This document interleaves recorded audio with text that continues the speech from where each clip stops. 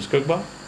En wat dit betref het dit besonder goed gegaan. 'n Ander ding wat opvallend was van die bome, besonderse groot en hoë bome.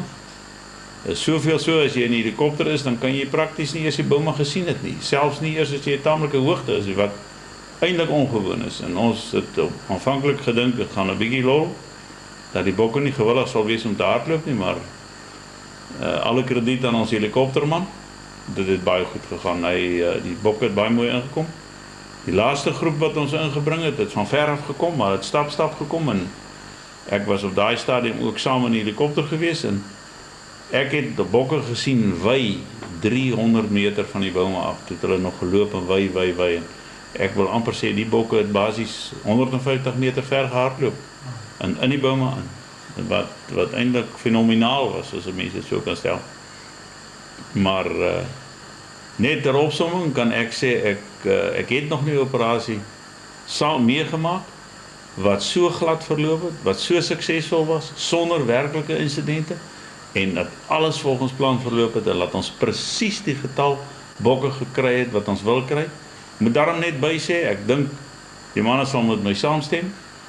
Ek glo ons het tussen 90 en 100 bokke hanteer in die bome, want ons het 'n bietjie uitgesoek. Er 'n ander ding wat jy nog net kan verwys na is die feit dat dit nie normaal is om so 'n groot bek vir die bome te hê.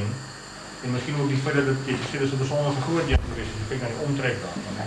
Ja, dit is so. Ons het toe ons gepak het daaronder in Suid-Afrika, het ons besluit ons gaan vir ons 'n klomp ekstra seile bring wat ons waarskynlik nie gaan gebruik nie. Ons het elke seil gebruik. Die bome se bek was gewees 200 meter, wat besonder wyd is. Die area het hom daarvoor geleen. Hy het verskriklik vinnig nouer geword, maar omdat die bos so mooi dig was, daai mopanies wat afgebreek was, soos wat julle sal gesien het ook op die video, is die mopanies wat afgebreek was deur die olifant, het vir ons 'n pragtige mooi beskerming gegee vir die agterkant van die bome, so die bokke kon glad nie die bome agter sien nie. So dit het eintlik besonderse wye bek gewees wat baie goed gewerk het. Ons het toe, waar ons normaalweg 5 trekseile gehad het ons 4 gehad, maar voor het ons dan 4 gehad wat die opening van die bome was. En dit het goed gewerk. Ons het van oos tot wes, oos, suide en 'n westewind kon ons gebruik om bokke in te jag. Ons konstante wind was 'n suidooste wind wat ons baie goed gepas het. En dan het ons 'n dingetjie bygesit hierdie keer wat ek dink wat 'n mens in die toekoms beslis sal oorweeg om ook te doen.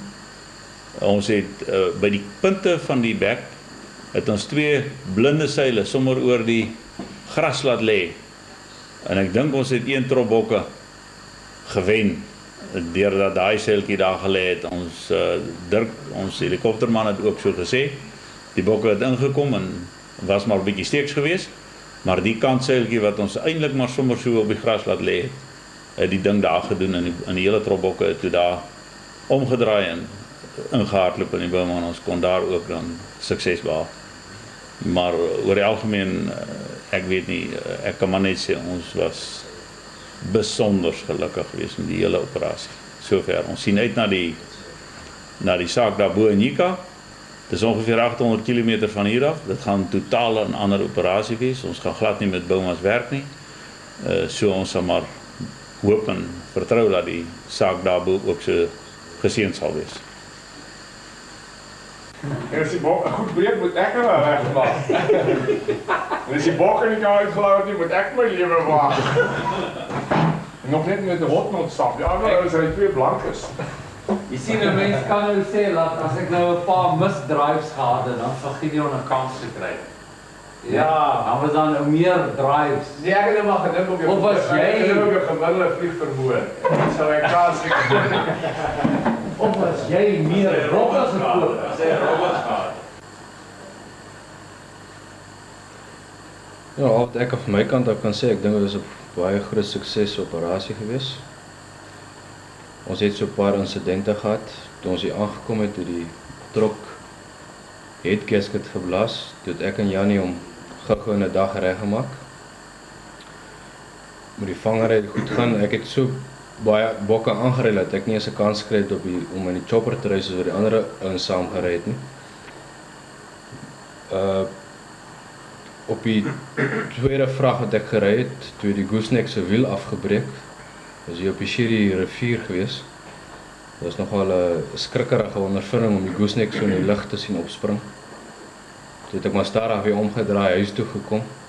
Toe het ek en Jan hom weer, gelukkig het ons nog 'n breektrom gehad by gebreek het ons die weer aan mekaar gesit. Toe het ek die bokke gaan aflaai. Maar die eerste vraag wat ek gevat het ons bietjie gesukkel met die bokke. Ons het so 1:00 die aand in die bed gekom. Ons moes 2 van die witbeenskoeie moes ons uitsleep met 'n tou. James het gesleep aan die een kant en ek aan die horings gevat. Daar uitsleep was maar so 'n bietjie skrikkerig geweest. Maar verder dinge het baie goed gegaan. Vir ons. Ja, ek weet nie, ek en Jannie was waarskynlik Jan ook daarom, ons 3 was die leuke gewees in die operasie. Maar wat baie duidelik was, is dat die Here die operasie geweldig en grootliks geseën het. Ek dink ons gebede is baie pragtig verhoor en ons almal is eensgesind rondom dit, ons glo dit. Wat ek wel kan sê is dat die adrenalien vloei geweldig vinnig deur 'n ou se are as jy so ding meemaak, as jy agter daardie die eerste gordyn sit of ek weet nie wat nommer praat julle van die gordyn die verste van die drukgang af, waar die bokke die eerste keer deurkom. Die eerste keer toe die eerste groep daar deurkom het ek met my videokamera in my hand gestaan en ek het nou die taakie gehad om seker te maak dat die ouens op die regte stadium begin hardloop met die gordyn. En terselfdertyd wou ek natuurlik toe nou die bokke wat inkom wou ek nou graag op die video vas lê, maar die senuwees was te erg. Ek het nie kans gehad om die knoppie te druk en dit op video vas te lê nie. So ek weet nie of enige iets maklik meer vir 'n mens 'n sensasie van spanning en opwinding kan gee as hierdie ding. Ek het ook vir 'n paar ouens gesê na die tyd dat ek glo mense kan verslaaf raak aan hierdie wildvangery. So dis maar die ervaring wat ek daarvan gehad het. Dit was vir my 'n unieke belewenis geweest. Adel, ons is bly om jou hier te hê. Dr. Adel Vol is van VR Snykunde departement. Sy het net kom kyk dat ons wel die ding reg doen. En Adel, is dit jou eerste operasie wat jy bywoon? Ja, en ek moet sê dit was 'n absolute belewenis van en ek dink as dit nie vir die kaptein was nie, dan het dit nie so goed verloop as wat dit geloop het nie, maar basies waarvoor ek hier is om te sorg dat die diere nie bek en klou in die republiek inbring. En dit word gedoen deur bloei. As alles in is, word hulle 2 keer gebloei, 3 weke tussenpose. En ons toets vir bek en klou set 1, 2 en 3 en OA en C wat moontlik gevaar kan inhou in Noord-Afrika of van sentraal hoër op. Maar die wildvangs was vir my 'n absolute ondervinding en 'n mens het nogal geskrik. Ons het op 'n stadium met toe die bokke in is, was almal aan die agterkant van die boma en toe hulle was redelik voor en ons het net die kaptein se stem gehoor. Gee pad van die drukgang. En daar was niemand daar nie, maar almal het agter verwilderd gestaan toe die bokke skielik vir iets skrik en agter toe hardloop en dit was amper was daar 'n groot drama geweest, maar ek moet sê dit maak 'n mens nogal skrik en besef dat jy nie net sommer met 'n kleinigheid speel nie. Dit is 'n operasie wat baie moeite verg, baie beplanning en baie potensiaal het as dit reg georganiseer word, maar ek dink dit was die geval en ek twyfel of daar weer so 'n poging gaan wees en daarom maak dit hierdie vangs soveel meer waardevol dat dit waarskynlik in die toekoms nie meer moontlik gaan wees nie. Maar dit was fantastisch om saam hier te wees en iets te leer. Daar was daar nie te veel vloekery nie. Nee, daar was nie kans om hard te praat nie. Die instruksie was geen gesels, absoluut stil. En dit was ook so gedoen, anders was daar ook groter mishaps.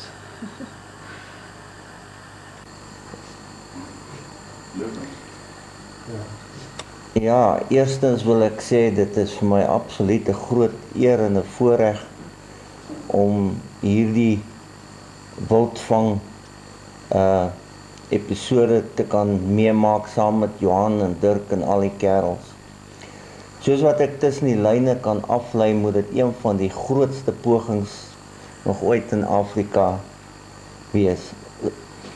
Nou, dit is regtig 'n groot voorreg wat ek het om hier te kan wees. En die belewenis wat ek alreeds ondervind het, is baie groot.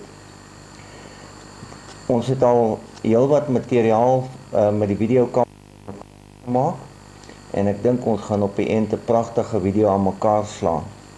Ek het ook met die helikopter rondgevlieg, saam met Dirk, en gehelp om die wild te soek.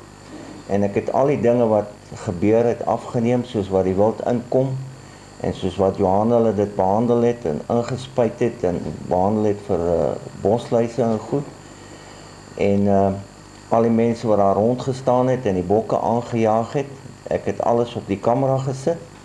En daar was een stadium gewees wat ek nie eens van geweet het nie, wat ek besig was om die helikopter af te neem, en soos wat hy in die lug hang, en daar so 5 meter agter my 'n paar bokke gestaan het, wat my net sowel kon gegaffel het van agter af. Vanmiddag het ek nou die vragmotors afgeneem, soos wat hulle oor die houtbruggie gery het. Hier is so houtbrug, lyk my hulle kan nie bekostig om sementbrugge hier te bou, dan bou hulle dit maar van hout. En toe ek nou onderkant die brug staan om af te neem hoe die voertuie bo oorry, het ek eers besef wat se brug dit is en hoe 'n chaotiese toestand dit is. Die hele brug is eintlik bestaan uit toyings van planke.